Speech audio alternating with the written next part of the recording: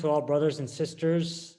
My name is Faizan. I live in Chicago, Illinois, and I'm honored to explore some questions regarding Jannatul Baqee, the destructive forces behind the oppression and ramifications we face today. I would like to welcome our guests today, Brother Zain Naqvi and Brother Shabbir Abbas, who are both from New Jersey. Zain Naqvi is a community volunteer, activist, and attorney by profession based out of central New Jersey. He dedicates much of his time to assisting in the planning and implementation of religious programs at Astana Zara, a Shia Islamic center in New Jersey. Aside from Astana, he has also volunteered for various other causes, including Al-Bayt Mosque, Amir al-Mu'mineen Foundation, of course, al-Baqee.org in Payam Amman, where he serves as the secretary of the annual Imam Hussein Day Conference. Outside of his volunteering activities, Zain is the general counsel and head of legal for private equity real estate. He obtained his law degree from Brooklyn Law School in 2010 and his undergrad degree from Rutgers in 2007. We're also happy to have Brother Shabbir Abbas. He is a PhD student and has completed his graduate degrees from Columbia and Rutgers University. Currently, Brother Shabbir has a dissertation fellowship from the Roshan Institute at the University of Arizona, and his work is concentrated in Islamic intellectual history. Thank you both for being here. Brothers, as you know, today is 8th Shawwal, a tragic day in the Islamic tradition, a day where multiple individuals from the Ahlul Bayt alayhimus salam were dishonored. Reports say Wahhabi Saudi alliance destructed these holy burial sites in 1806 and then again in 1926. Since then, the area of Jannatul Baqee has been barricaded, and there has been, as we know, apathy on part of the government inside of the reconstruction. So let's get started here. Brother Zain, where is Jannatul Baqee located, and which of the Ahlul Bayt alayhimus salam are buried at this site? Bismillahirrahmanirrahim. Assalamu alaikum to all our viewers first, and thank you to the Baqee Organization for inviting me to this interview. It's obviously with a very heavy heart that we sit here on the 8th of Shawwal, the anniversary of the destruction of Jannatul Baqee, which is one of the oldest and one of the two most important Islamic, graveyards in Islamic history. Jannatul Baqee specifically is located in Medina, which is now current day Saudi Arabia. And if you've been to that area, you can see that it's essentially across from Masjid al-Nabawi, which is the Mosque of the Holy Prophet, the location also where the Prophet is buried. In terms of the personalities that are there, it's reported that many of the Prophet's family members are buried in Jannatul Baqee, including Imam Hassan, Imam Zain al-Abidin, Imam Muhammad Baqir, Imam Jafar as-Sadiq is also buried there. And many narrations say, although of course I think it's also unanimous that we haven't been able to confirm the exact location of Bibi Fatima's grave, but many narrations say that she is also buried in Jannatul Baqee. And aside from those personalities, there are countless other personalities that are buried there who were important in Islamic history, including many of the Prophet's companions. So Jannatul Baqee has a great deal of importance in Islamic history based on the personalities that are buried there. Brother Shabbir, with these individuals buried in Jannatul Baqee, what type of reverence do Muslims have for this area? Bismillah wa billah, walhamdulillah wa kafa, wa salamun ala ibadihi allazina astafa. When we speak of the reverence for the site from a historical point of view, we need to expand the parameters and firstly understand where Al-Baqee is. Jannatul Baqee, or as others call it, Baqee al-Gharqad, is a cemetery established by the Prophet himself in the holy city of Medina in the region of Hijaz. Hijaz, containing the two most holy cities, Mecca and Medina, in its entirety is a place of reverence. The soil of Hijaz, the rocks of Hijaz, the sand of Hijaz, all are of important significance for us. Muslim empires in the history of Islam understood the special reverence for Hijaz, this region, and therefore we see from the 10th century onwards, no matter what dynasty ruled the lands, be they the Ikhshidid dynasty or the Fatimids or the Ayyubids or the Mamluks or the Ottomans, all had a sense of great sacred reverence for the Hijaz, such that they understood that this region could not be governed like other regions, that the rulership of this land was a delicate matter in the eyes of not just the Muslims, but God Himself. And therefore, due to the sensitive nature of the land, all the aforementioned dynasties took a hands off approach. They did not want to make any mistakes in their rulership. Therefore, it is well documented that for almost 1,000 years, the management of Medina was given to Banu Hussein, the descendants of Imam Hussein alayhi salam, and the management of Mecca was given to Bani Hassan, the descendants of Imam al Hassan alayhi salam. Banu Hussein were mostly 12 Shia, whereas the Bani Hassan or the Shurafa were mostly Zaydi Shia. The question of Sunni or Shia did not concern the Muslim dynasties. Instead, understanding the respect and reverence that Hijaz deserved, the Muslims came to the agreement that none could manage the Hijaz as reverentially, as respectfully as the descendants of the Prophet himself. And Banu Hussein and Banu Hassan controlled Hijaz up until Al Saud removed them. Nevertheless, vestiges of their management still are visible, and this is why till today the names of all 12 Imams, including Imam al Mahdi والسلام, are displayed within Masjid al-Nabawi. So returning to Al-Baqi, when it is understood that historically Hijaz was seen with such a reverential view that its management was given to the descendants of the Prophet, what can we say about the sites associated with the Prophet, peace be upon him, at an even closer and direct relationship? Hijaz is revered for being the region of the Prophet. Al-Baqi is revered because the very blood of the Prophet is buried there, his grandchildren and kin, as well as his closest companions and wives. If historically Hijaz was seen as untouchable, how could Muslims desecrate Al-Baqi? It's a big question for us. Thank you. MashaAllah, Brother Shabbir, thank you. So going on, continuing, who had built and maintained these sites after the destruction in the early 19th century, Brother Zain? Sure. I think one of the biggest misconceptions is that many people don't realize that Jannatul Baqee was actually destroyed twice, like you mentioned, first in the early 1800s, and then of course in the early part of the 1900s as well. So when Jannatul Baqee was destroyed in the early part of the 1800s, the Ottomans, namely Sultan Mahmud II, led the Ottomans to retake essentially the territories that were controlled by the Wahhabi rebels that had taken over at that point and engaged in the first destruction. And that overtaking took place in 1818. So after they overtook that area that was controlled by the Wahhabi rebels, the Ottomans worked to rebuild Jannatul Baqee. They renovated the buildings, they renovated the domes, they renovated the mosques in what was considered to be sort of a splendid, aesthetic style. And some people who went there, some historians that went there at that time described Jannatul Baqee as resembling Istanbul, the capital of Turkey, because of the architecture and the design and the way that it had been reconstructed. Many people also called it sort of its own small, beautiful city, given the way that the architecture was done. And so I think what's equally tragic about the destruction of Jannatul Baqee is that not only was it destroyed twice, but after the first destruction and after it was rebuilt with such beauty and splendor, the Wahhabis came back again in the early 1900s and, as we know, razed and destroyed the graves and the buildings and the structures that were put there. Brother Shabbir, and we talked a little bit about this, but what is the overall Islamic heritage impact on identity and society with this site being demolished and virtually unrecognized? Why does the reconstruction of Baqee matter to not only Shia Muslims, but to all Muslims currently?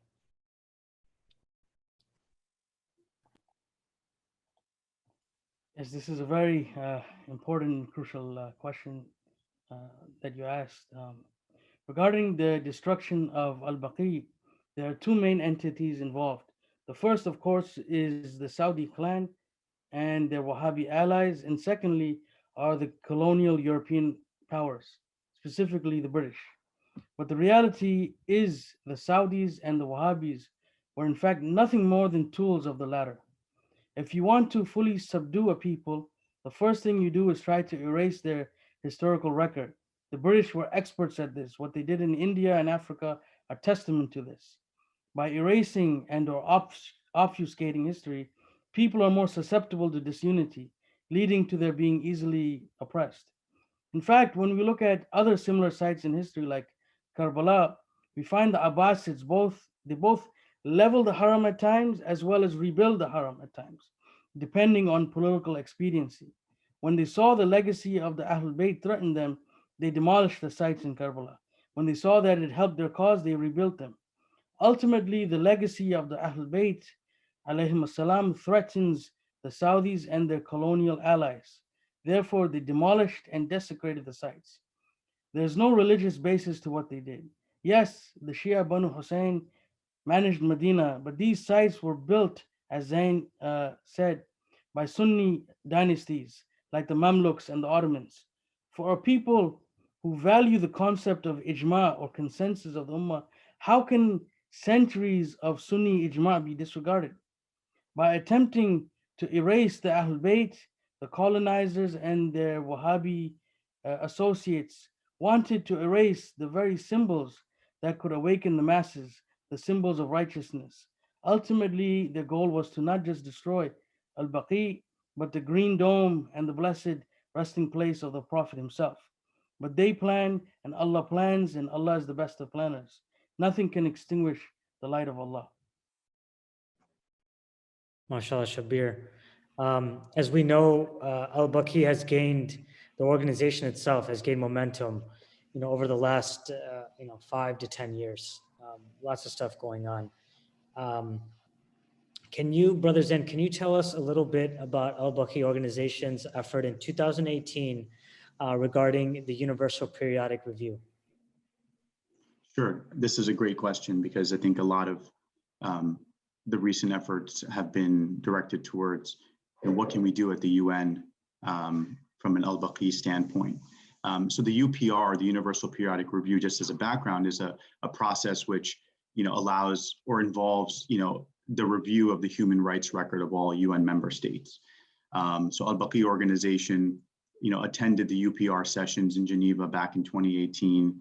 They submitted a petition before the United Nations Human Rights Council, which Saudi Arabia sits on.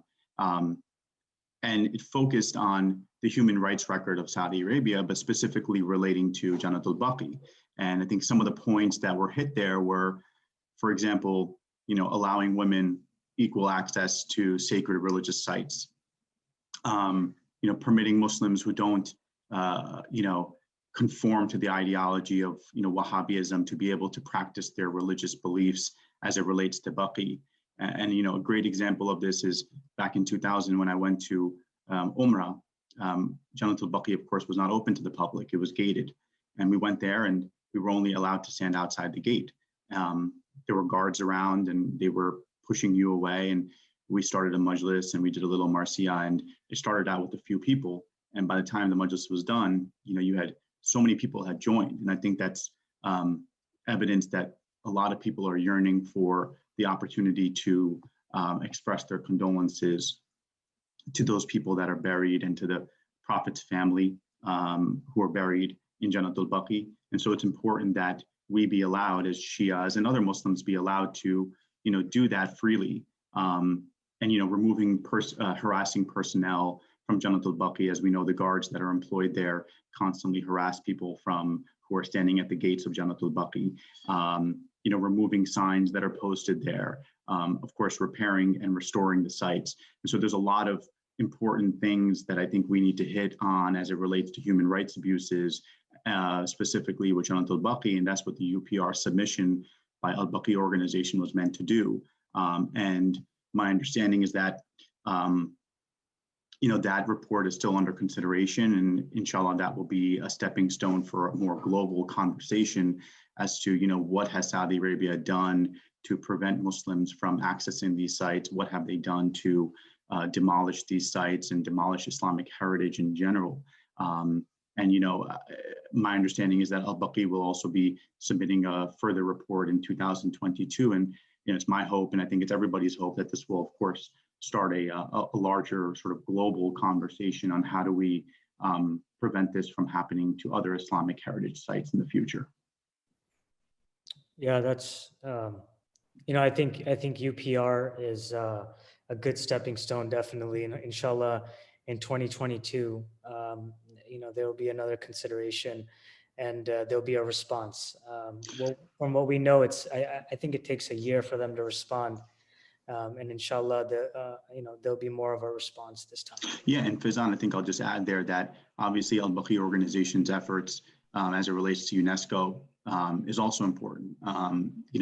Not many of our organizations are on that global stage. So Al-Baqee should certainly be commended for taking that step and getting certain UN status and being able to submit these documents, make these submissions. It's for the betterment of our community and for our future generations. So certainly these are efforts that we need to support wholeheartedly.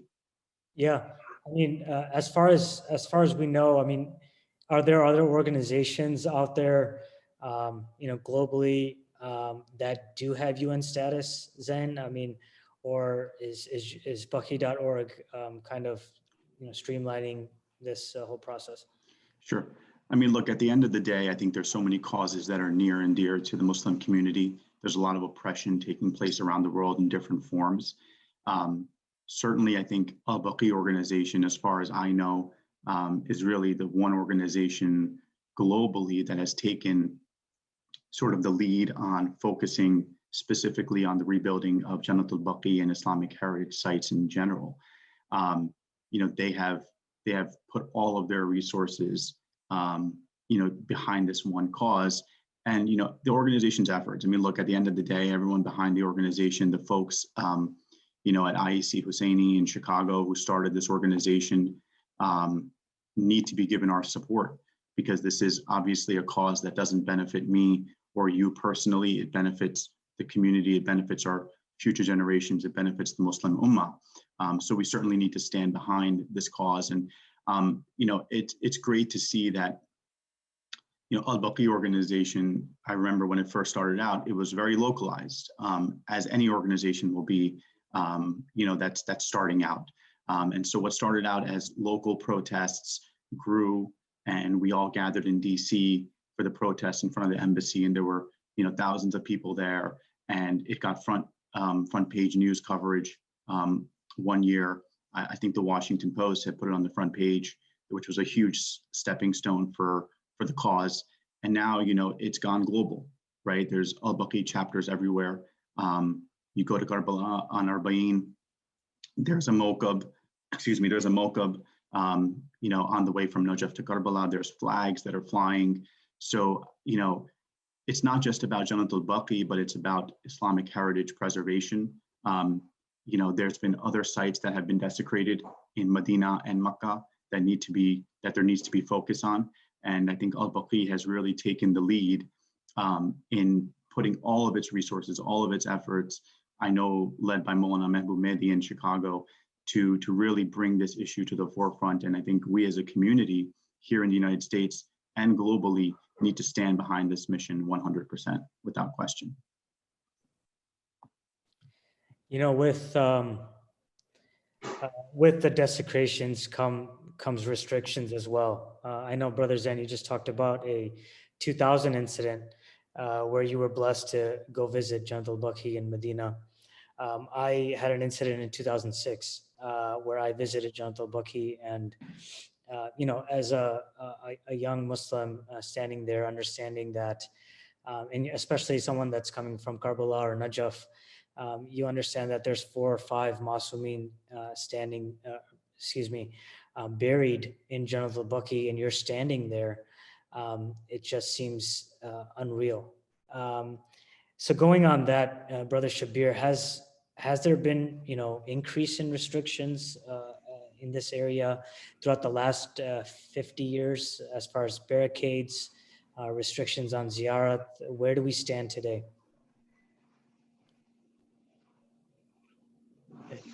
So before answering this question, we have to understand what ziyarah is from the angle of prophetic history, so that could be clearly understood as to what it is and where it is coming from and why do we practice ziyarah. So ziyarah, it means literally means visitation, typically to burial sites. And this is not something that is just specific to Shi'i Muslims. It is something that all Muslims practice, as it is from the sunnahs of the Prophet. The Prophet himself practiced it. In volume 4 of Ibn Kathir's Al-Bidayah wa Nihaya, which is one of the most important sources of history for our Sunni brothers, and in fact is the most authoritative history book for those who like to call themselves Salafi. In it, we find that Abu Huraira reports that the Prophet, peace be upon him, used to make an annual ziyarah of the graves of the martyrs of Uhud. And when he would reach the mountain of Uhud, he would recite the salutation, Salamun alaykum bima sabartum fa ni'ma uqbad dar. And this is actually preserved in the Quran. The salutation is preserved in verse number 24 of Surah Ra'd. Ibn Kathir then continues writing from this report that after the Prophet passed away, Abu Bakr continued this annual ziyarah. Then after him, Umar continued this annual ziyarah, and then Uthman also did. And after a few lines, Ibn Kathir then writes that not only did the Prophet maintain the ziyarah, as did the caliphs revered by the Sunnis, Sayyidah Zahra Salamullah alayha would go to the graves of Uhud, weep there and pray. So this tells us that making ziyarah to the graves of martyrs and important figures in Islamic history, reciting salutations and making dua is a sunnah of the Prophet, of the companions, as well as the Ahl Bayt. So who dare stop us from making the ziyarah? Sadly, the Saudi Wahhabi group in the last several decades have tried with all their might to obstruct this prophetic practice of ziyarah from occurring. When I last visited Medina 2 years ago, the situation in Al-Baqee was such that you were not even given a single moment to pay your respects there. Before you as soon as you entered into the graveyard and you looked at the graves, they would bark at you and make you move. It's quite shameful, really. Thank you, Shabbir.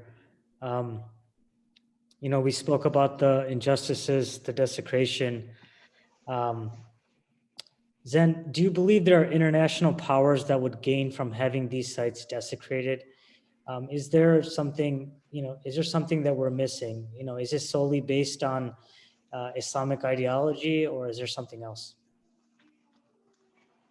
Yeah, I mean, look, I think at the end of the day, it's hard to say with any hard proof that there are international powers that are at play here. But I think there's no dispute that there are players in the Middle East, and there are players probably beyond from a geopolitical perspective that benefit from, the internal struggle that Muslims face between different groups and different sects. Many international power players, and I won't name them, but we know who they are. They continue to support Saudi Arabia despite their long record of human rights abuses, despite their demolition of holy sites, despite the oppression of Shias, and we saw the killing of Sheikh Baqir Nimr al-Nimr in I think 2016 that sort of awoke the community a little bit. But despite all of these different things that have happened in Saudi Arabia recently, still they enjoy the support of a lot of powerful international parties. And so I think there's definitely parties that benefit from the ongoing sort of struggle that Muslims face between Sunnis and Shias or other groups. And that in part, I think, we're seeing that play out. And I think that in addition to sort of Saudi's, mistaken belief that, there's innovation or there's bid'ah to visit the graves, and as Shabbir mentioned, this is all the sunnah of the Prophet, right? To go do ziyarat. And so, part of it, I think, is definitely driven by the fact that Saudi wants to, sort of diminish or bring down sort of the momentum that Shias have gained, and how emotional, the issue of Jannatul Baqee is. The bottom line is, and I think the bottom line here is that there's no Islamic ideology that prevents visiting the graves, and Shabbir kind of touched upon this just now. Why should there be another standard when it comes to the Holy Prophet's family? We should be allowed to visit their graves freely. We should be, we should be able to do it without interruption. And no matter how much the Saudis try to argue otherwise, it just simply doesn't make it so. Absolutely. This is not only a Shia cause, this is a universal Muslim cause. Zain, some Muslims, criticize efforts to rebuild al-Baqee, unfortunately. Can you, and we may have touched this, Brother Shabbir, you can also touch on this if you wish. Can you speak to the moral obligation Muslims have to side with the oppressed and stand up against the oppressors? So I'll touch upon this initially, and Shabbir, please feel free to jump in. I think when we talk about oppression and the oppressed, there's no better example that we've been taught as Muslims than Imam Hussein and the struggle that he faced in Karbala, and sacrificing everything that he had, his family and his companions and everything, to stand up against Yazid, the oppressor of the time, and to reform the Ummah and bring it back to righteousness. And so to really fully appreciate the mission of the Imam, I think we have to realize that every time period has an Imam Hussein and every time period has a Yazid. There's always an oppressor and there's always the one who's oppressed and rising up against that oppression. As followers of the Imam, we have to make it our moral obligation, to stand up against oppression in whatever form it comes in. And I think one of these examples and one of these forms we're seeing today is, the destruction of Jannatul Baqee, and what's happening in Saudi Arabia is all around is an example of, oppression at its greatest level. So it's our job, it's our mission as the lovers of Imam Hussein, as the followers of Imam Hussein, to continue to push his mission forward. I think one of the things that is when you're talking about the story of Karbala, because I think everything sort of relates back to that, is one of the greatest tragedies that doesn't get focused on a lot is the fact that Imam Hussein loved his daughter Bibi Sakina, and we hear about that in a lot of the stories. And what you don't think about is that Imam Hussein on one hand is buried in Karbala in Iraq, and on the other hand his daughter is buried in Syria. And it's very difficult for a father to be away from the daughter. I think anybody with kids understands that, and especially fathers who have daughters. I think what's equally tragic about the entire situation of Jannatul Baqee is you have the Prophet's grave right across from Jannatul Baqee. You have the Prophet who's buried there, and millions of people are going there every year and paying their respects to him and praying in Masjid Nabawi. And right across from there, his own daughter's grave has been demolished. I mean, practically desecrated, razed, whatever word you want to use. And I think that is one of the aspects of this entire tragedy that gets overlooked, is that what must the Prophet feel that on the one hand he's being respected and his sort of masjid or shrine or whatever you want to call it is being taken care of with the utmost respect, and on the other hand his daughter has been treated with the utmost disrespect by so-called leaders of the Muslim Ummah. Just jumping in on that question that you asked, Faizan, just adding to the comments of Brother Zain. As I recall, the great American Muslim leader, Malcolm X, he once said that history is people's memory, and without a memory, man is demoted to the lower animals. So by destroying the sites critical to the history of Islam in al-Baqee in Medina or al-Ma'ala in Mecca, us Muslims have entered into a wretched state of being in perpetual turmoil. We need to seek for ourselves a release. We need to elevate our existence to what we once were, and to do that we need to rebuild these sites. MashaAllah.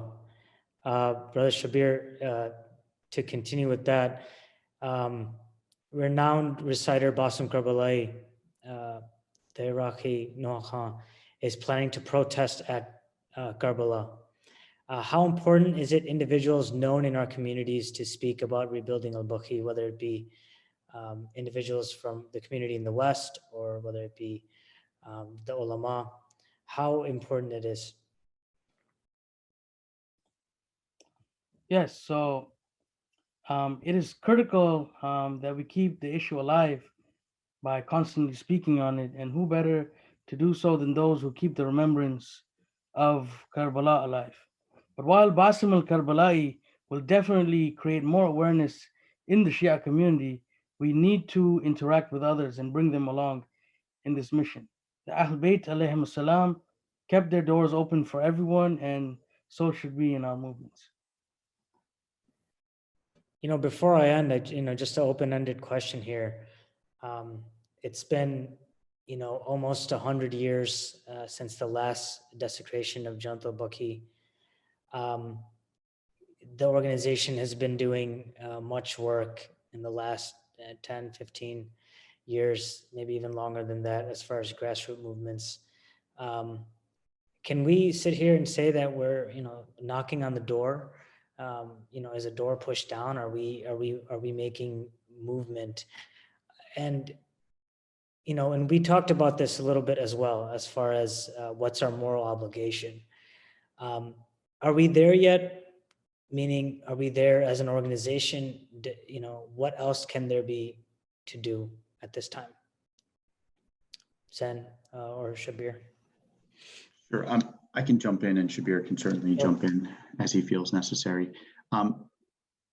Like I mentioned before, I think Baqee Organization has taken great strides in getting this issue to the forefront. UN level, global level, but I think there's still a lot of work to be done, and that's why I think that, like I mentioned before, it's extremely important that the community puts its resources, both financial and otherwise, behind this mission, because the only way I think, we're going to see some change. It's going to be a process, is what I think. But we've already seen over the past 3, 4, 5 years, there has been a lot of discussion about Jannatul Baqee. There's been a lot of discussion about the human rights abuses that are taking place in Saudi Arabia. There's been certainly a conversation on a political level about Saudi Arabia in general, not just with respect to Baqee, but sort of generally speaking, I think people are starting to realize, both in the political world and otherwise, that Saudi is not sort of the player that I think everyone has been thinking all of these years. And so I think we've made great progress, but still a lot of progress needs to be made going forward. There's still a lot of work to be done.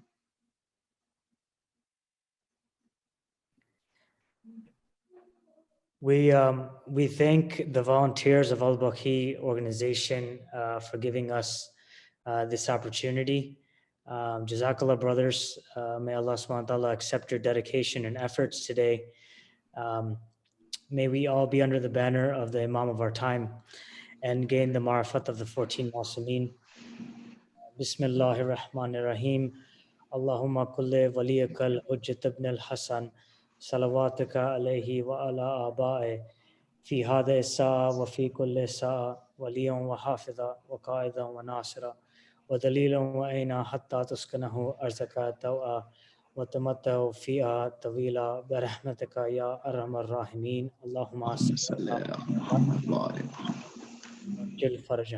Thank you again. Jazakallah.